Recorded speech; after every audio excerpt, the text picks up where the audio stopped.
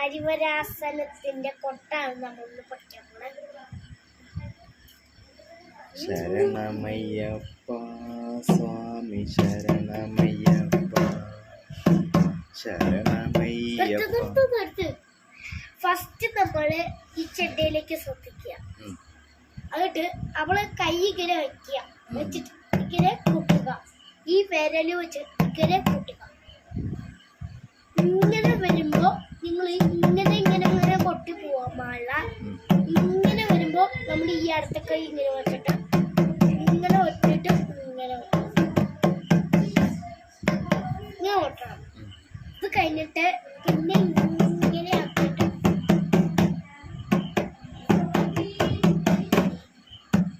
ഇങ്ങനെ കൊട്ടണം.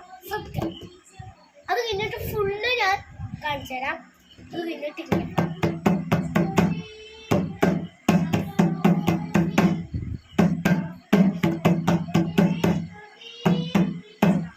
ഇങ്ങനെ കൊട്ടണം. അപ്പോഴാണ് നമുക്ക് ശ്രദ്ധ അതിലേക്ക് വരുന്നത്. മനസ്സിലായി? ഓക്കെ. അരിവരാസനത്തിന്റെ നിങ്ങൾ പഠിച്ചിട്ടുണ്ട്. അതാണ് നമ്മൾ പഠിക്കാൻ പോണേ.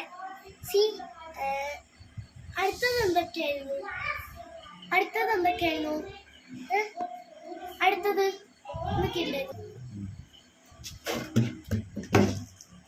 തിരിച്ചു വെക്കുക ചണ്ട. ചിലവർക്ക് ഇത് മതളം അറിയത്തില്ലെന്ന് എനിക്കറിയാം. മതളെന്ന് പറഞ്ഞ നിങ്ങൾ വിചാരിക്കുമ്പോഴേക്കും ഇതൊന്ന് സാധനം ചണ്ട കുട്ടുന്ന ഒരു സാധനം.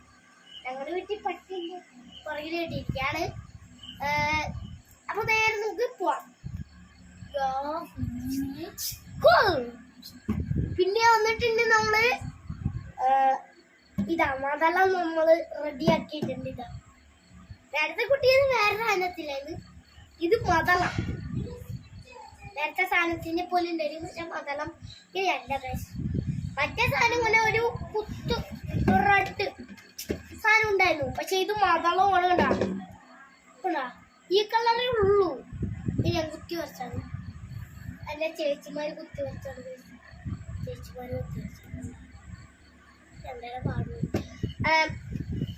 അതെല്ലാം നമ്മൾ പഠിക്കാൻ പോവാണേ.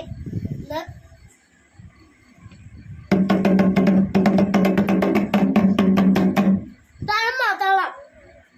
മതളം എന്ന് പറയാ അരിവരാസനത്തിൽ ഒന്നും കൂട്ടില്ല. അതുപോലെ ഇങ്ങനെ കൊണ്ടാ ഇങ്ങനെ ആക്കിട്ട് ഇങ്ങനെ കൊണ്ടാ. എന്നിട്ട് ഇപ്പുറത്തെ കൈ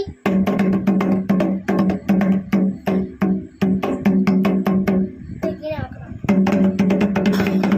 ഇങ്ങോട്ട് ശ്രദ്ധിച്ചാണ്. ഈ കൈയിലേക്ക് നിങ്ങൾ എല്ലാവരും ശ്രദ്ധിച്ചോളാം. കിട്ടുന്നില്ല വയസ്സ്. നിങ്ങളെ പഠിപ്പിച്ച എന്റെ തോന്നുന്നത്.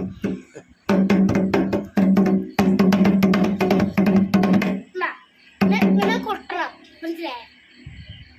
അങ്ങനെയാണ് മതളം. ഇപ്പൊ കണ്ടോണം ഞാൻ കൊട്ടുന്നത്.